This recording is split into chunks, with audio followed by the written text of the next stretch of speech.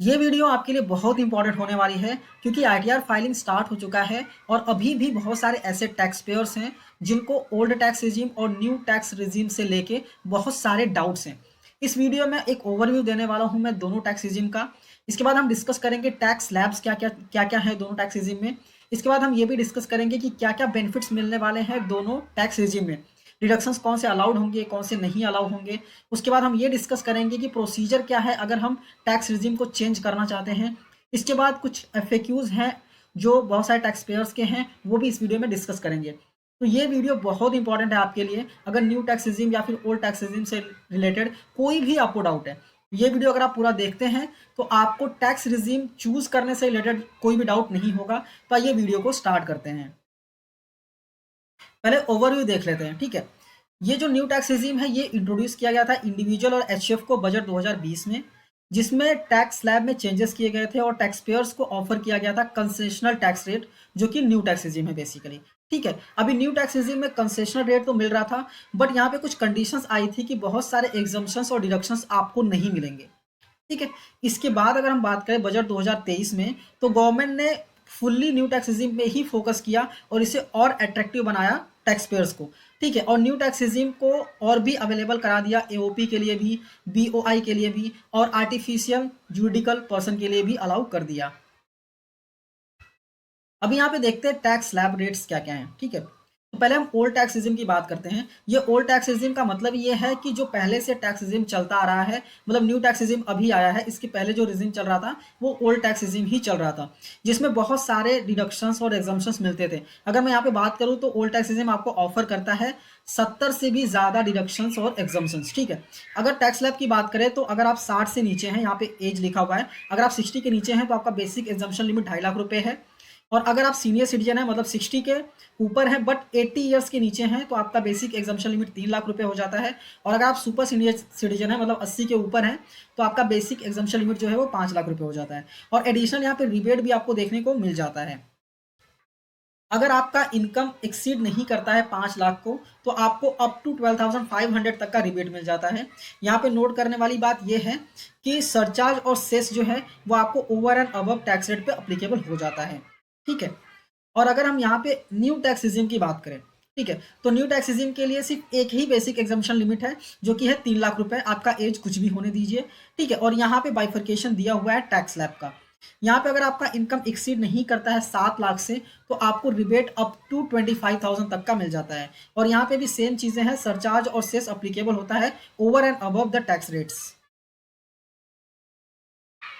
अब बात करते हैं सरचार्ज की, क्योंकि न्यू टैक्स रिजिम में सरचार्ज का परसेंटेज भी यहाँ पे कम किया गया है। अगर ओल्ड टैक्स रिजिम अगर आप देखें तो यहाँ पे मैक्सिमम सरचार्ज जो है वो है 37%, और न्यू टैक्स रिजिम देखते हैं तो यहाँ पे जो सरचार्ज है वो है 25%। तो अगर हम हाईएस्ट इफेक्टिव टैक्स रेट देखें तो जो टैक्स रेट था पहले 42, मतलब ओल्ड टैक्स रिजिम में 42.74, उसको न्यू टैक्स रिजिम में 39% कर दिया गया है।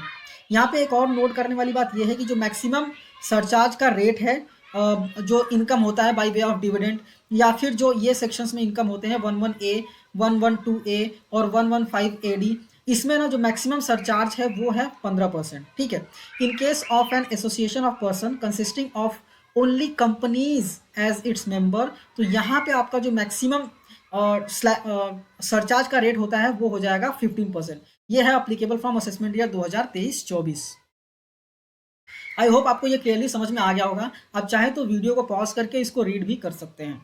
ठीक है, अभी न्यू टैक्स रिजिम की बात करें तो अब बाय डिफॉल्ट टैक्स रिजिम हो गया है विथ इफेक्ट फ्रॉम 2023-24। ठीक है, अभी ये बाय डिफॉल्ट हो गया है। अगर आप ओल्ड टैक्स रिजिम में जाना चाहते हैं और आपके जो भी डिडक्शंस, एग्जम्पशंस, लॉसेस को क्लेम करना चाहते हैं, तो आपको अपना ITR within due date ही फाइल करना होगा।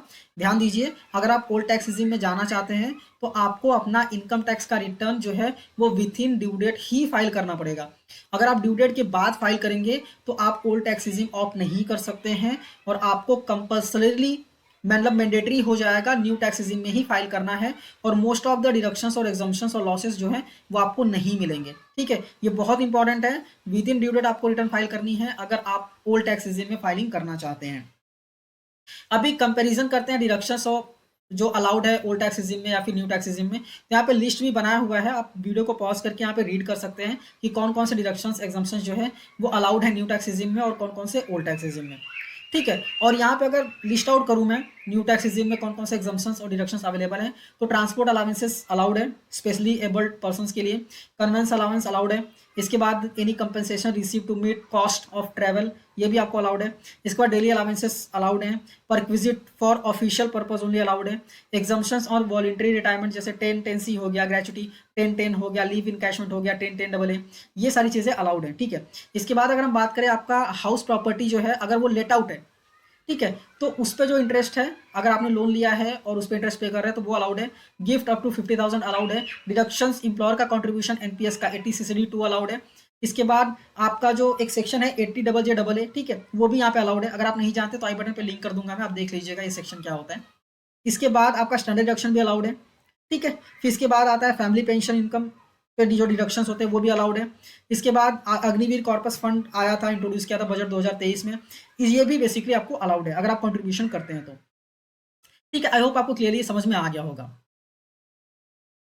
अभी यहाँ पे क्या हो गया है कि असेसमेंट ईयर 2024-25 से न्यू टैक्स रिजीम जैसा कि मैंने आपको बताया बाय डिफॉल्ट हो गया है, मतलब अभी न्यू टैक्स रिजीम में ही फाइल करना है। अगर आप चाहते हैं कि आप ऑप्ट आउट करना चाहते हैं और आपका बिजनेस इनकम है, ध्यान दीजिएगा, अगर आप ऑप्ट आउट करना चाहते हैं और आपका बिजनेस इनकम है तो आपको फॉर्म 10IEA फाइल करना पड़ेगा before filing the income tax return, मतलब इनकम टैक्स रिटर्न फाइल करने से पहले आपको फॉर्म 10IEA फाइल करना पड़ेगा अगर आपका बिजनेस इनकम है।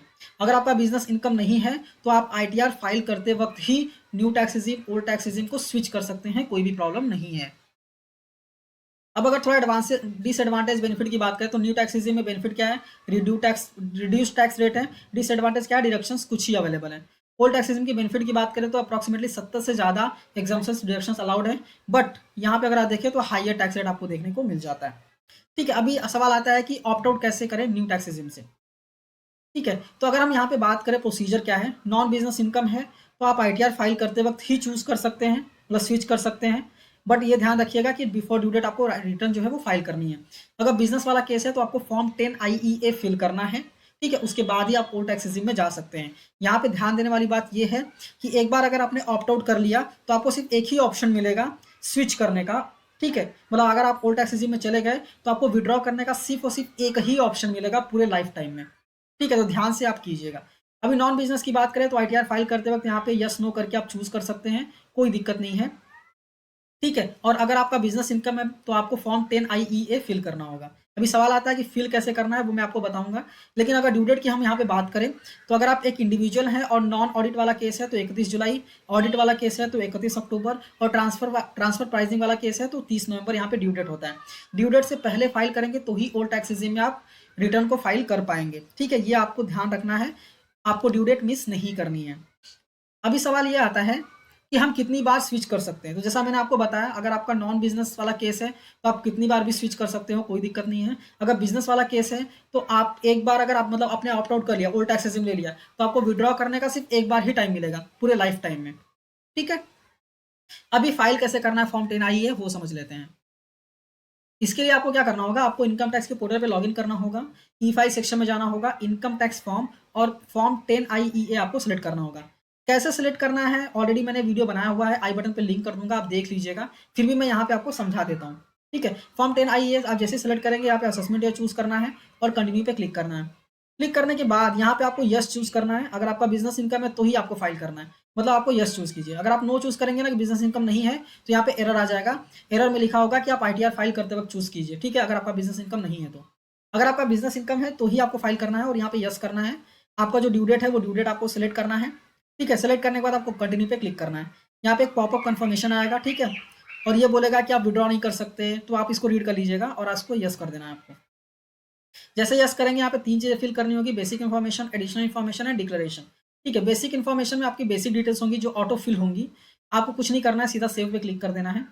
इसके बाद एडिशनल इन्फॉर्मेशन में यहाँ पे आपको चूज करना है। ठीक है, ATLA का आप देख लीजिए, बेसिकली नहीं रहता है, मैक्सिमम केसेस में नहीं रहता, तो आपको नो कर देना है, अदरवाइज यस करेंगे तो डिटेल आपको फिल करना होगा। उसके बाद आपको सेव कर देना है। सेव करने के बाद आपका वेरिफिकेशन वाले पार्ट में आपको टिक करना है, इसके बाद प्लेस डालना है। ठीक है, इसके बाद सेव करके आपको सबमिट कर देना है। जैसे ही सबमिट करेंगे ये देखिए यहाँ पे सबमिट हो चुका है। ठीक है, आपको कुछ ऐसा देखने को मिल जाएगा। और अगर आपको देखना है तो आप सीधा ई फाइल सेक्शन में जाएगा, इनकम टैक्स फॉर्म और व्यू फाइल फॉर्म्स पे क्लिक करेंगे तो आपको यहाँ पे देखने को मिल जाएगा। तो आई होप आपको क्लियरली समझ में आ गया होगा कि आपको कैसे फिल करना है फॉर्म 10 आई है, आपको कैसे फिल करना है। अभी कुछ FAQs हम डिस्कस कर लेते हैं न्यू टैक्स रेजिम से रिलेटेड। ठीक है, पहला न्यू टैक्स रेजिम से रिलेटेड ये है कि एक पर्सन है जिन्होंने बोला है कि मैं बिजनेस इनकम है और उन्हें ऑप्ट इन या फिर ऑप्टेड आउट किया हुआ था न्यू टैक्स रेजिम से। ठीक है, प्रीवियस ईयर किया हुआ था, तो क्या अभी उनको ओल्ड टैक्स रेजिम में फाइल करना होगा? तो जवाब इसका ये है असेसमेंट ईयर 2024-25 के लिए। तो जवाब ये है कि जो भी आपने प्रीवियस ईयर में किया था वो सारी चीज़ें प्रीवियस ईयर में ही रह गई, अब कुछ भी करंट ईयर में अप्लीकेबल नहीं है। ठीक है, अभी आप ओल्ड न्यू टैक्स रेजिम में आपको फाइल करना होगा। अगर आप ऑप्ट आउट करके ओल्ड टैक्स रेजिम में जाना चाहते हैं तो आपको फॉर्म 10 IE भरना पड़ेगा। ठीक है, जो पिछला आपने कर दिया वो कर दिया, अभी जो सारी चीज़ें हैं सब नई नई चीज़ें हैं। ठीक है, नेक्स्ट है क्या नेसेसरी है एम्प्लॉय को कि अपना टैक्स रेजिम एम्प्लॉयर को बताए? जी हाँ, नेसेसरी है, क्योंकि आप नहीं बताएंगे तो एम्प्लॉयर जो है वो किस बेसिस पे आपका TDS डिडक्ट करेगा। ठीक है, तो आपको बताना है एम्प्लॉयर को कि कौन सा टैक्स रेजिम आप ऑप्ट कर रहे हैं। ठीक है, और वो उसके बेसिस पे आपका TDS डिडक्ट करेगा। जब आप ITR फाइल करेंगे और आपको लगता है कि नहीं, मुझे अब मैंने ओल्ड टैक्स रेजिम एम्प्लॉयर को बोल दिया था, मुझे न्यू टैक्स रेजिम में फायदा है, तो आप न्यू टैक्स रेजिम ऑप्ट कर सकते हैं ITR फाइल करते वक्त। ठीक है, नेक्स्ट है who can not switch between regime every year. आप जितना मैंने अभी तक बताया आपको समझ में आ गया होगा ये कौन स्विच नहीं कर सकता। ठीक है, तो जिसका बिजनेस इनकम है वो बार बार स्विच नहीं कर सकता। जिसका सैलरी इनकम है, ठीक है, मतलब जो ITR 1-2 फाइल कर रहा है वो कितनी बार भी स्विच कर सकता है ईयर में। ठीक है, मतलब हर साल स्विच कर सकता है, कोई दिक्कत नहीं है। जिसका बिजनेस इनकम है प्रॉब्लम उनको है। ठीक है, एक बार ओल्ड टैक्स रेजिम ले लिया उसके बाद सिर्फ एक ही ऑप्शन मिलेगा आपको विड्रॉ करने का, उसके बाद आपको ऑप्शन नहीं मिलेगा। नेक्स्ट क्या है कि form 10 IE submitted earlier for opting new tax regime क्या डिसकंटिन्यू हो गया? तो जैसा कि मैंने आपको बताया जो पिछले टाइम जो भी हुआ है वो सारी चीज़ें आप भूल जाइए। अभी जो आपको करंटली करना है वो करंटली कीजिए। New tax regime by default है। अगर आप ओल्ड टैक्स रेजिम में जाना चाहते हैं, बिजनेस इनकम है, तो फॉर्म 10 IE भरना पड़ेगा आपको। ठीक है, आई होप आपको क्लियरली समझ में आ गया होगा।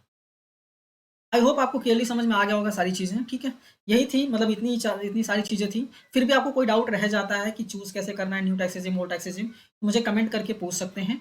एक और जानकारी है, हम म्यूचुअल फंड इन्वेस्टमेंट की सर्विसेज भी प्रोवाइड करते हैं।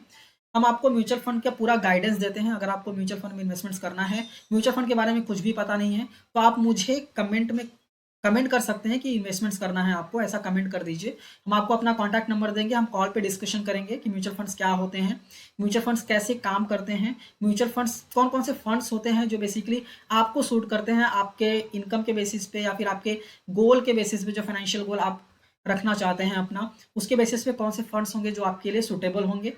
ठीक है, और आपका इन्वेस्टमेंट्स करा के भी देंगे। हम एप्लीकेशन भी प्रोवाइड करते हैं जिससे कि आप अपने इन्वेस्टमेंट को ट्रैक कर सकें कि कितना अमाउंट अभी है, मतलब कितना इन्वेस्टमेंट्स किया है आपने और कितना अमाउंट करंट वैल्यू है आपका। ठीक है, तो आई होप ये वीडियो आपको डेफिनेटली अच्छी लगी होगी। अपने दोस्तों के साथ शेयर कीजिए जो हमेशा कंफ्यूज रहते हैं old tax regime new tax regime में। ये वीडियो डेफिनेटली अच्छी लगी है तो लाइक कीजिए, अपने दोस्तों के साथ डेफिनेटली शेयर कीजिएगा, और चैनल पे नए हैं तो चैनल को सब्सक्राइब करना मत भूलिएगा। मिलते हैं नेक्स्ट वीडियो में। Thank you for watching and all the best.